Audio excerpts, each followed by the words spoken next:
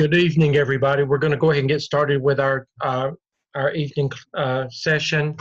Just hope everybody's safe and doing well. I know it's a busy time for everybody with keeping up with your work expectations with Gardner Webb, but then keeping up with the responsibilities of whatever you're having to do on the job as well. So you're to be commended for, you know, embracing this program during a very difficult time.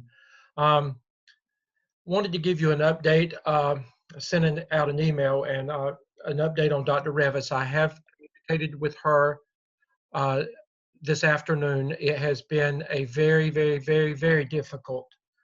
The last 7 days have been extremely difficult. It happened actually um, last Wednesday morning. Took her husband in just a routine procedure, and it went south, and he has been in ICU in very, very critical condition um, for the last 7 days, um, in a comatose position, not even able to respond. However, she said, thank you so much for reaching out to her. Thank you for all your prayers. She said that has just meant so much to her. But as of today, I have good news. He finally was able to come off the ventilator, and she was actually planning to try to be with us tonight, but after they took him off the ventilator and he was able um, to breathe on his own, she was not going to leave his side, and I didn't blame her for that. She needed to be there. So just continue to lift her and her husband Ken up in your prayers, and um, just know that it's still a difficult road ahead for him, but it appears that things are hopefully beginning to move in the right direction. He does have pneumonia, and that's what they're having to be very, very careful with. However, she said, please let all of you know that she has not forgotten about you. She's tried to get in there and grade as much work as possible at nighttime after she's gotten home from the hospital, and she will be doing the very same thing. So you're going to be okay. So just be encouraged. You're going to be okay. You're not going to get behind on anything based on what she is able to not do or can do. We've got her back as well if it comes, to us having to intervene, Dr. Lamb and me, in any way. I will say that to those students that report directly to Dr. Revis in Blackboard, many of you took advantage of this. You can submit work for my review and comments, and that at least that lets you know that you're in the right direction. I can say move on. She and I have talked about that, so I can't go in and grade her work in Blackboard, and but if I tell you that it's okay, and you can just put it there until she can get to it, but don't let it stop you from going on and doing the next work that you need to do. I check Blackboard several times every day, but if for some reason I have missed you, it's okay to send me an email and just remind me, Dr. Stedman, I've got something in there I need for you to check. I'll address any questions about this process at the end of the class, so just hold on to that as well. And I'm going to ask you not to put anything in the chat box for me. Just hold that until either ask me if it's appropriate while we're talking, or just hold it until I stop sharing at the end and give everybody a chance to ask whatever they need to ask or say whatever they need to say. Do want to make comments about your work on task 2, and this would be Dr. Revis's students as well, because I was able to look at more than half of those students. I was very pleased with, under the circumstances, the amount of work that you were able to do, and with your walkthroughs and with your surveys. It really was, overall, it was easy for me to grade this task because of how well you had followed directions and how well you had followed through with the requirements for this task. So I say a job well done for most of you, and the ones that there were some issues with, they were minor issues, and you were able to go back and to fix them with little problems. So most of you, or many of you, have already submitted task 2 um, for final evaluation, and you're well into task 3. So that says a lot, and you're to be commended for that. So, just keep up the good work.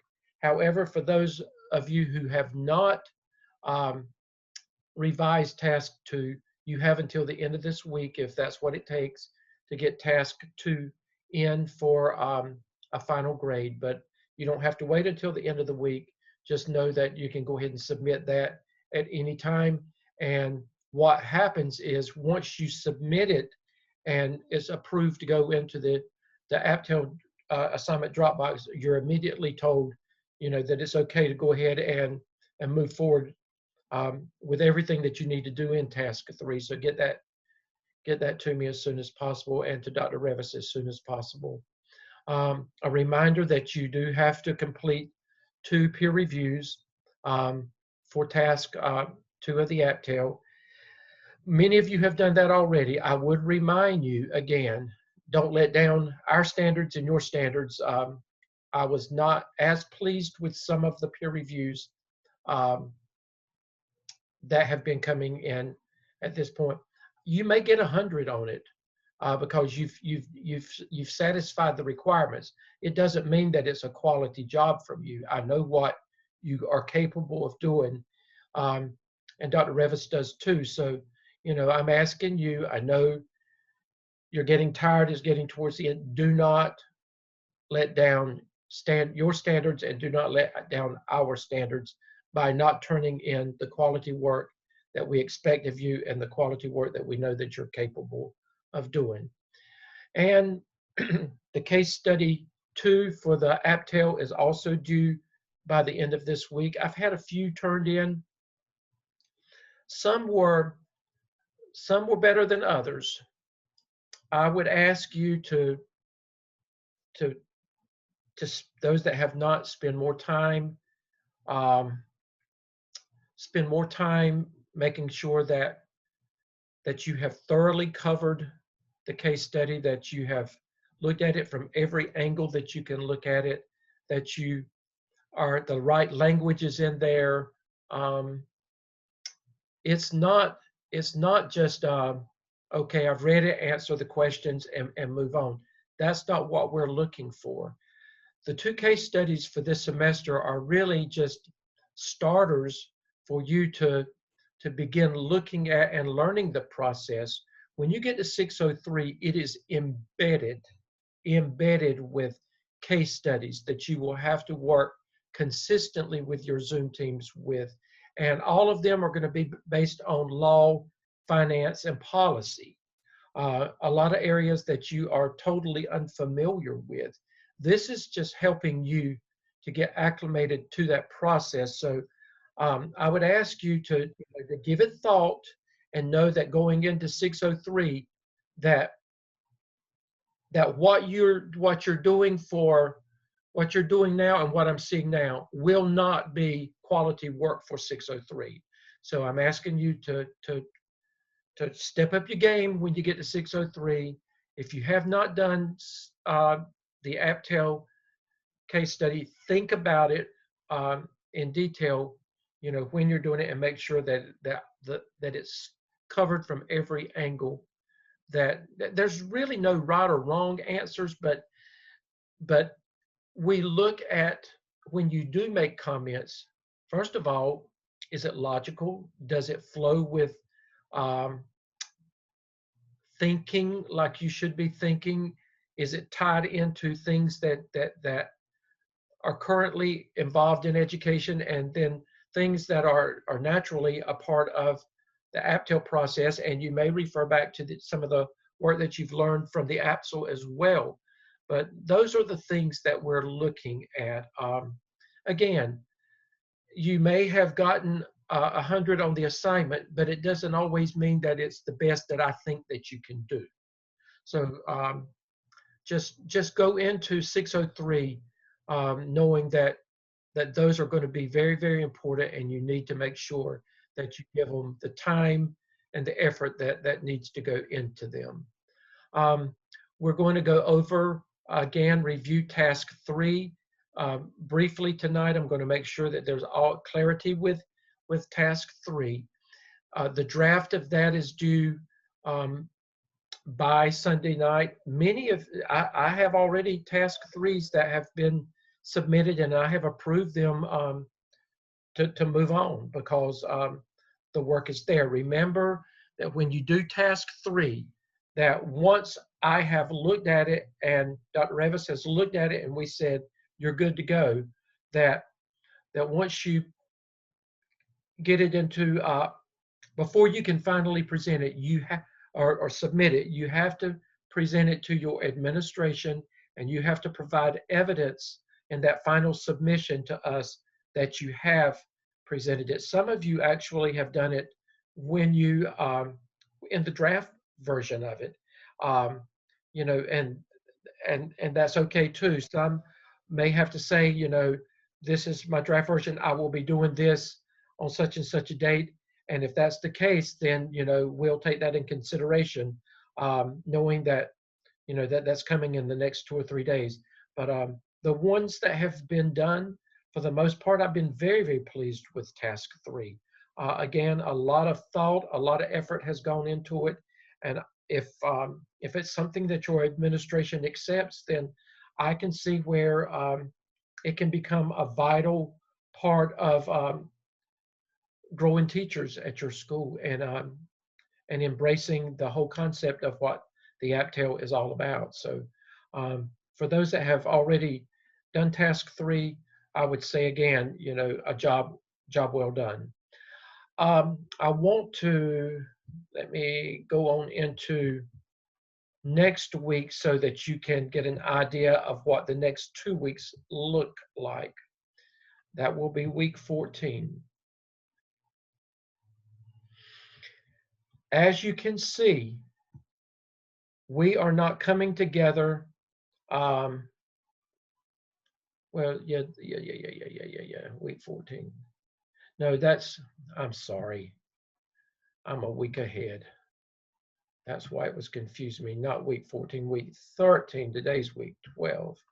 Week 13.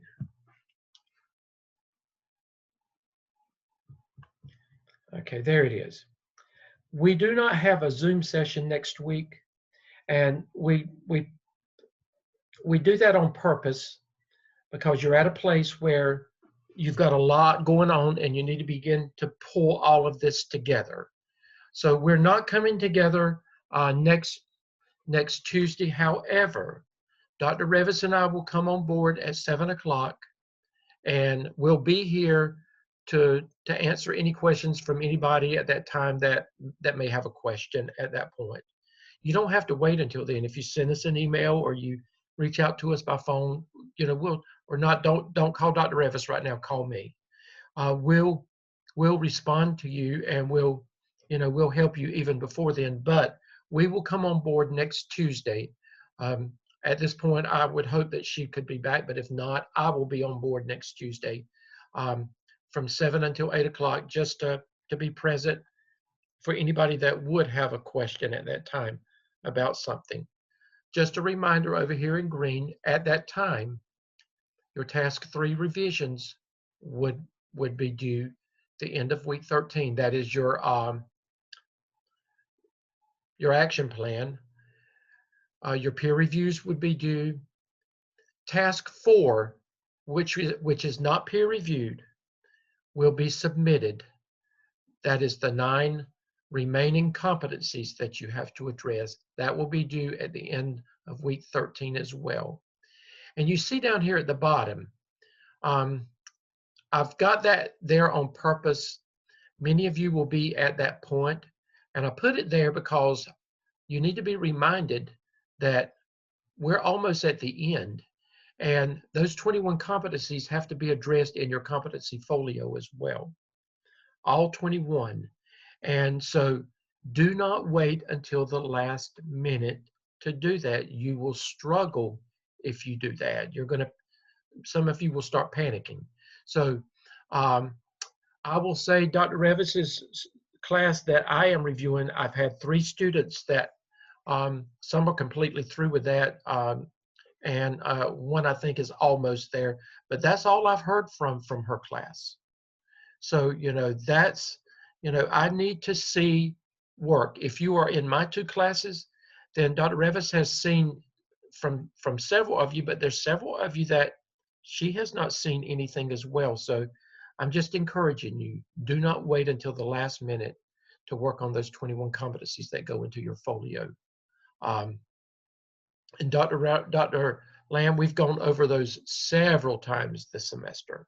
So you should know what to do. And if not, you've got the videos embedded in the weeks when it was done, where you can go back and look at it again, because he took you through it step by step several times.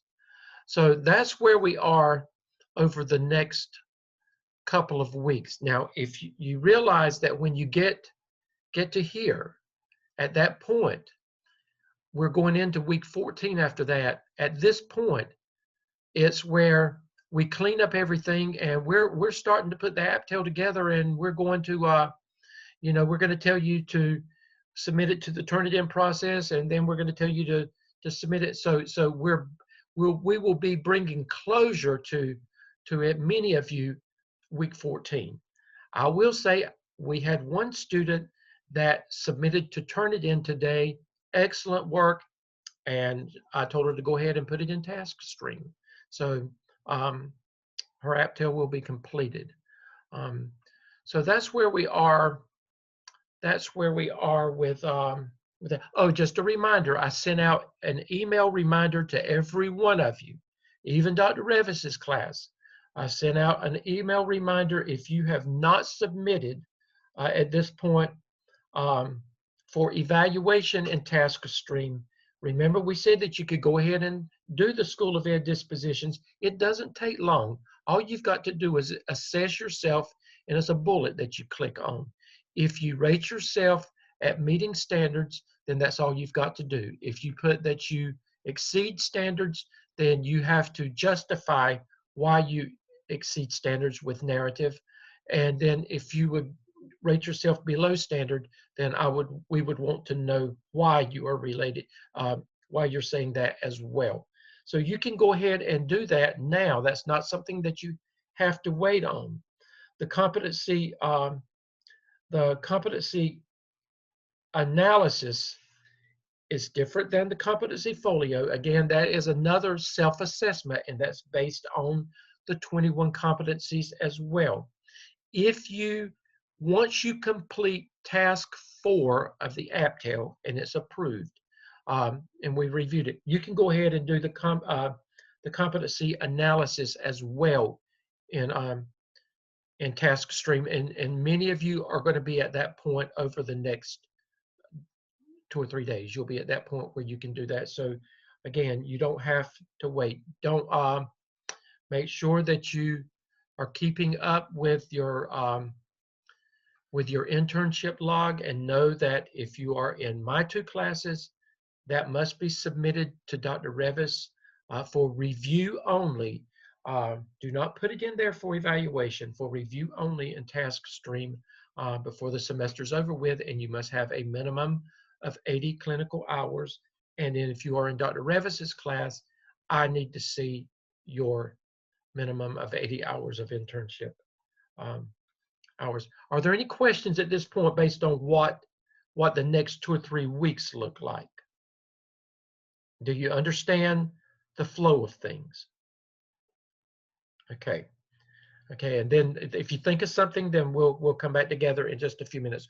What I want to do is, at this point, I want to bring back up, let me find it again. Come on. Let me see. Where am I? Where am I? No. Here I am. I'm going to bring up this example again. This is the example that of a former student that I've been using the whole time.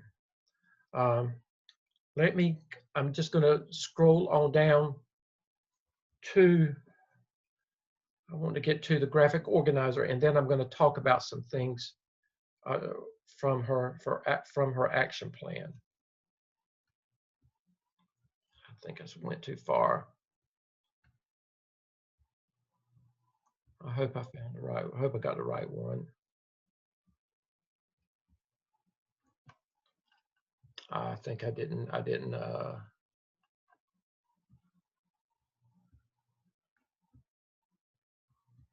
load the right one. That's okay. That's okay. Let me do this. Let me come down here. Okay, you know that for task 3, you know that you're going to be using the same graphic organizer that you used to do your action plan for the AAPTEL, the same format. Now the headings may be different. Now Joel did something this week, and you have to be careful with it, but it worked for him. When he was looking at his narrative work and putting it all together, he just said that the way that it's organized in here, it didn't flow for him like he wanted it to. That's okay, as long as you've got all 10 of the areas addressed. You can put it in whatever order you want, as long as the headings are up there properly, and as long, you know, it flows. So we don't care about that. You just have to be careful that you don't deviate, from the template format and from the actual meat of what has to be in there. But if you decide that you want these areas right here arranged differently because it makes more sense to you in the way that you're doing things, that's perfectly okay. So just know that.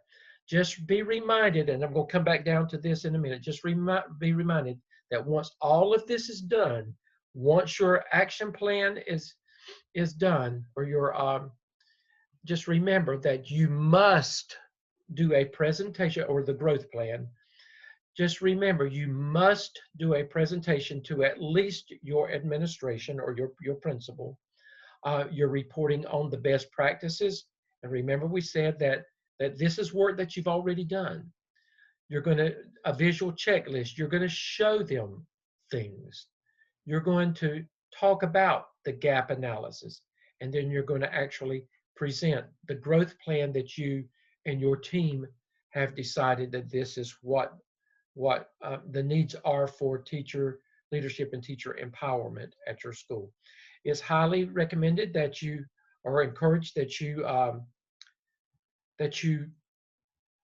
have a video of this if you can. If not, then I would have a picture of me presenting. At a minimum, I would have a PowerPoint presentation, and at the end of task 3, just like you did with the APSL, then you would show the frames of that, and I would have a little short narrative talking about my experience with administration. What did they have to say, based on this? Just have a little bit of dialogue about what they have said. Okay, with that in mind, let's look at, again, these are your headings. I've had a few questions over the last day or two about, differentiating, how is this different from this? Let's just look at this again. A vision for positive school environment. The question was asked, well, would that be our vision and or mission statement for the school? Guess what? It could be. You could actually say the vision and mission for our school is, or they are, and then you could put that this is one of the things that you do to try to promote a positive school environment, but also based on what you have already found from the research and what you've done yourself with your walkthroughs and your qualitative research, then you can provide narrative work in there. You and the team can further enhance the vision of what a positive school environment should look like. Remember, you can go back and you can You can cite research again in there. Some that you've already said. You can just say, according to so and so, this is what, and then let that be your lead off into how you're going to talk about what that school environment should look like in your school. Documentation to support identified needs. Okay, you've said as a team, you and your team have said, based on what the research says, based on what you've found, these have been identified as needs for in my school. And again, what has the whole work been? It's been dealing with teacher leadership and teacher empowerment. So the needs should be built around teacher leadership and teacher empowerment in your school. This is not something you just made up. You didn't just pull it out of the clear blue sky and say, here it is. Documentation. You've done it. So you go back and you pull it and you embed that in what you're showing in your narrative work there. Then a list of strategic indicators of success. This is where you and your team are strategizing. You're listing, these are things that we are saying that if we do this, that we should be able to find success in whatever it is that you're doing to try to improve teacher empowerment and teacher leadership in your school. Again, this can be another, it's a staff development model as well. Your specific short-term and long-term goals and objectives. Okay, short-term is, these are things that, these are goals and objectives that we can begin working on now. And you know what? Between now and the end of the school year, I bet if we put these practices in place, then I bet you this could happen, or this could happen, or this could happen. These are your short-term goals. Now, you're not going to fix it all. It's not a one thing fixes it all. You've got to also look down the road. We may not can do this now, but guess what? These are some things that over the next year that we can implement in the school. It may be the beginning of next school year. That you have to begin looking at some of these things. What are some of those long-term goals as well that's going to help you reach the target that you've set for improving teacher leadership and teacher empowerment at your school? Then, how are you going to do it? You said, you've made some bold statements here.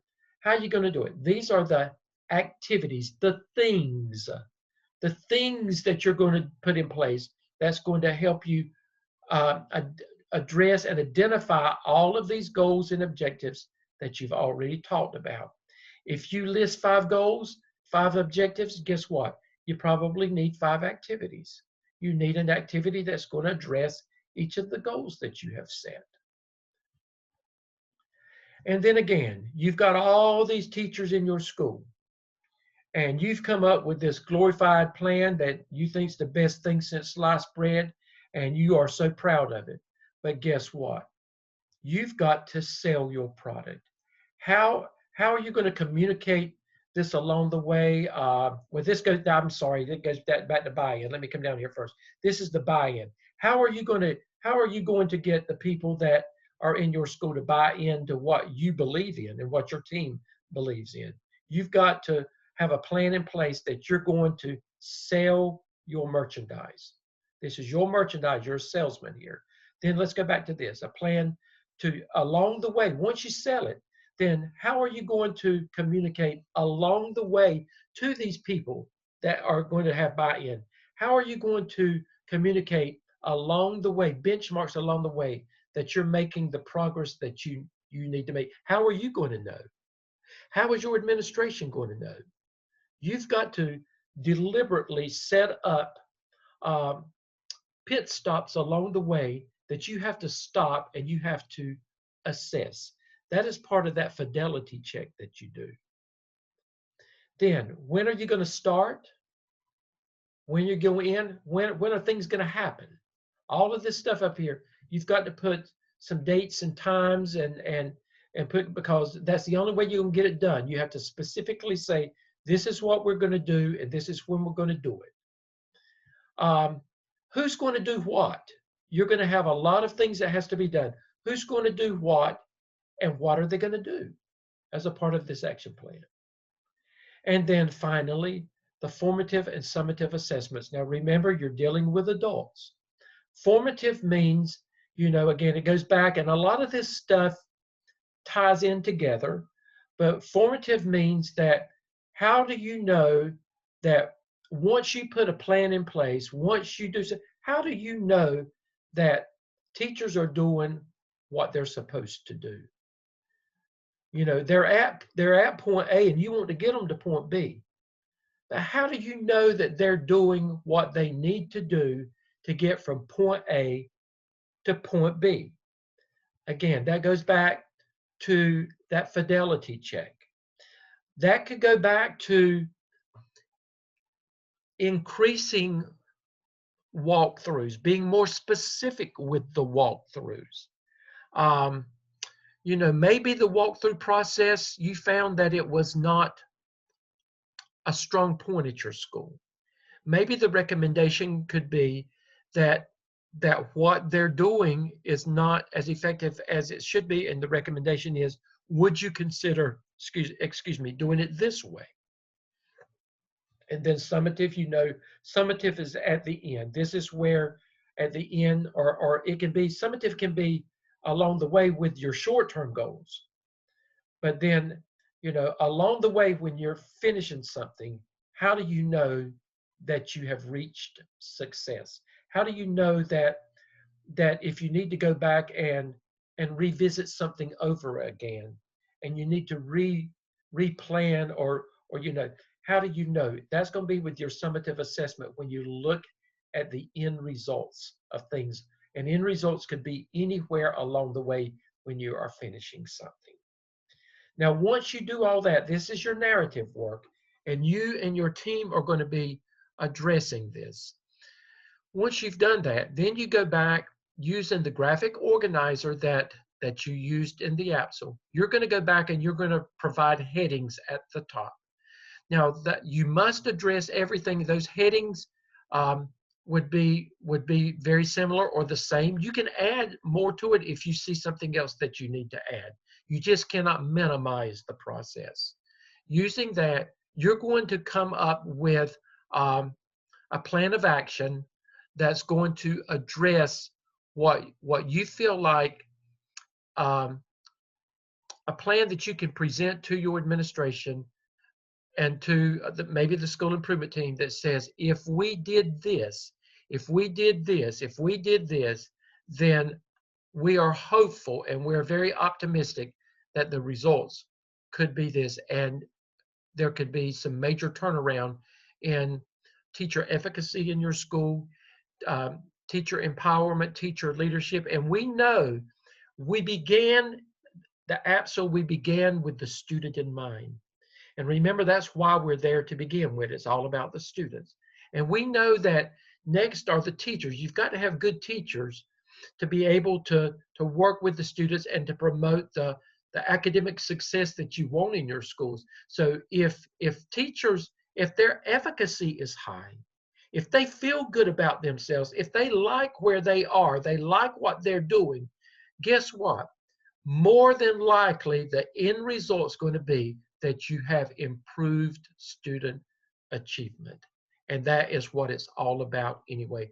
That is what you're going to do in this. And when you present to your administration, you just remember, you're going to be the best salesperson in the world because you're going to sell your product to your administrator. And your administrator can't wait to be able to begin implementing what you do. And then lastly, remember, task 4 is simply taking the remaining 9 of the 21 competencies, the ones that you did not address in the AAPTEL, you must address in the AAPTEL, and you will do them the very same way. So that is that is task 4. And then after that, and we'll talk about that over the next few weeks or the next couple of weeks, you know what to do once you get approval after task 4. You will either, Dr. Revis or I will say, submit all of your work to the AAPTEL assignment Dropbox and put task 1 through 4 together into one document with one reference section, one appendices, and resubmit it for us to review to make sure that it's ready for the turning in process. So, my throat's dry.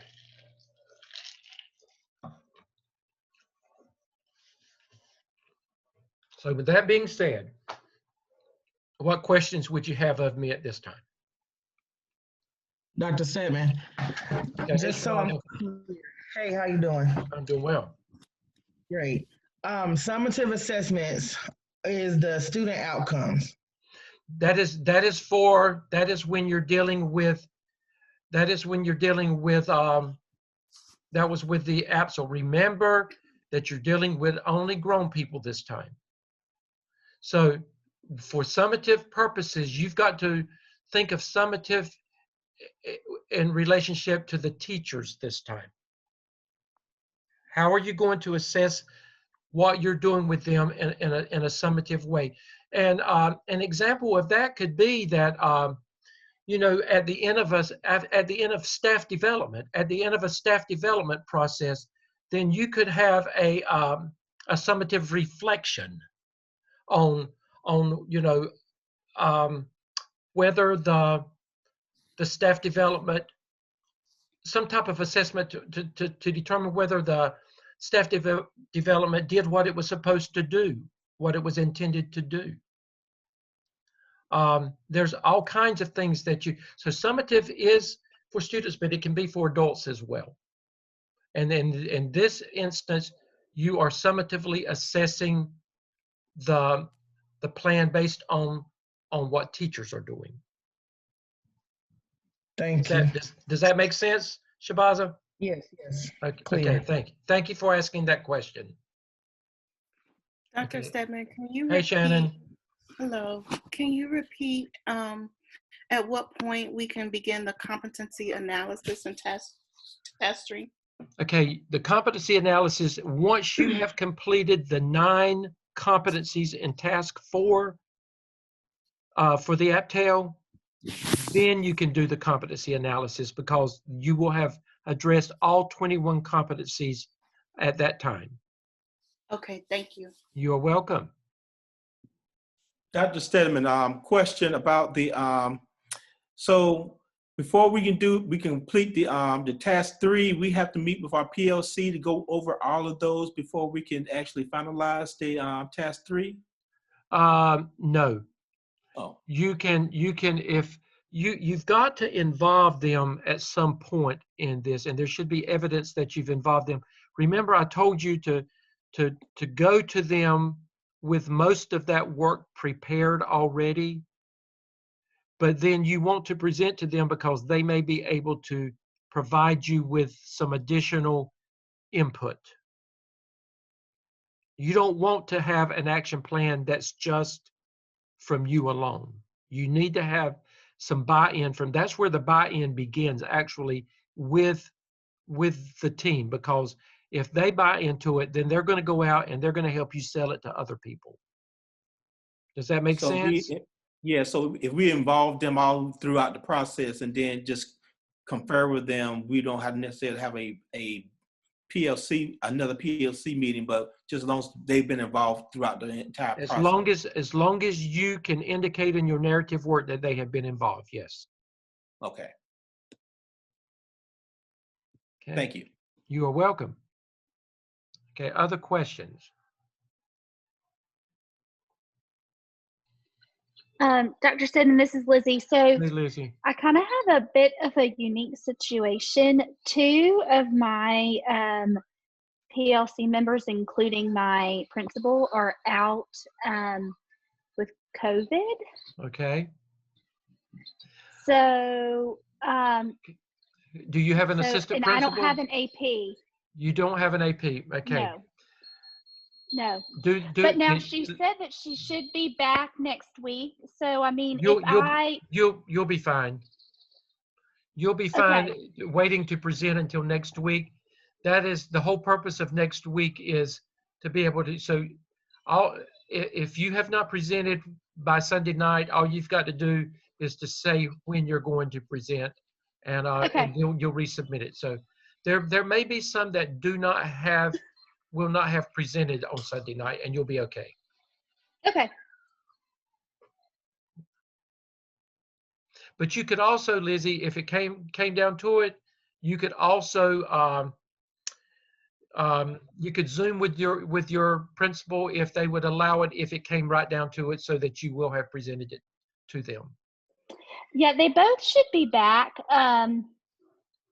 Either I think on Monday is when Okay. the principal's scheduled to be back. I just wanted to make sure that Yeah. I mean I'll have everything done. I just Yeah, you're going to be fine. You're on schedule, so you'll be fine. So don't worry about it. okay. Okay. Thank you. You're okay. Okay. Other questions? Hello, this is Tamika. I have Hey, a question. Tamika. Hello. So after presenting the survey and looking at the data and looking at the gaps, as far as the needs assessment, should we focus on every area with the gap or the highest leveraging areas as far as the needs assessment? I would start with the highest. I would prioritize. It may be, Tamika, that you can, if it's 3 or 4 areas, then I would address them all. Most people do in their plan of action. Okay. They address them all. This is an opportunity to put the whole picture out there at this point. And Okay, then thanks. it would be left up to administration to say, it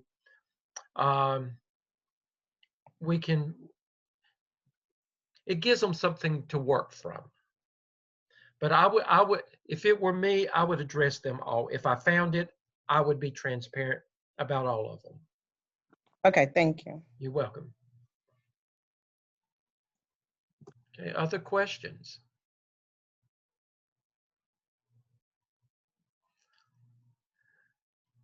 I know you've got to be proud of yourself. You just think about, you just look back 12 weeks ago. Look where you have come in 12 weeks.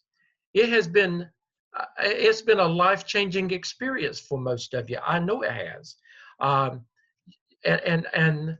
I can almost go back and I can remember the defining moment for most of you when the light bulb came on, because I saw it in your writing. I saw it I listened to it in your comments and your, so it's happening. Tamika said she quit 3 times in her head during the first week. Oh me, I'm glad you didn't, Tamika. But see, you really are, the hardest part is over with now.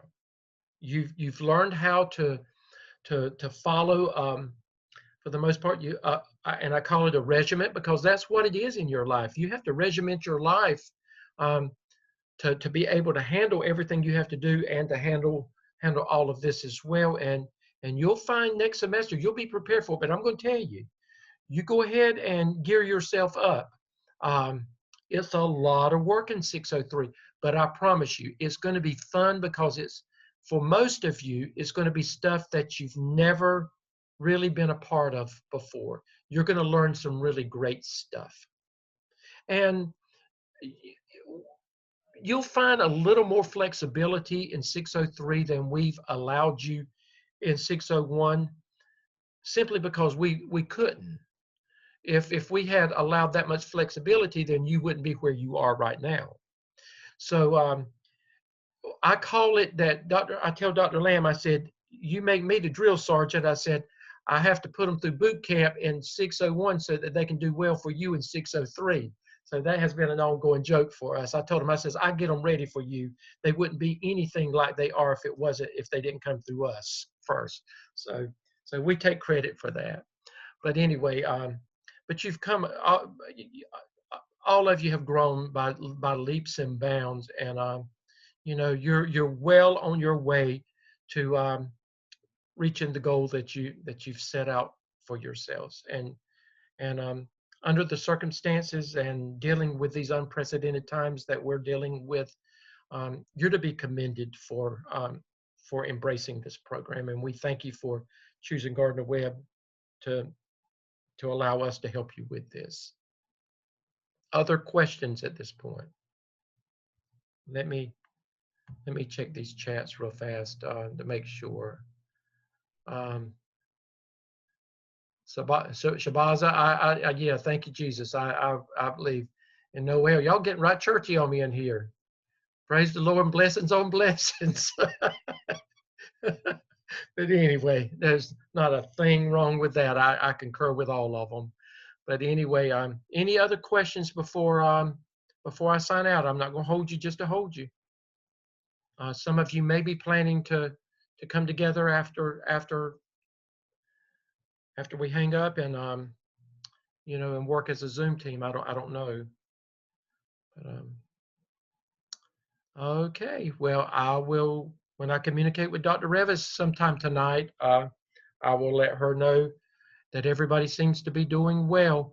And again, Dr. Revis's students, I am available if you need me. Just reach out to me, okay? It's okay.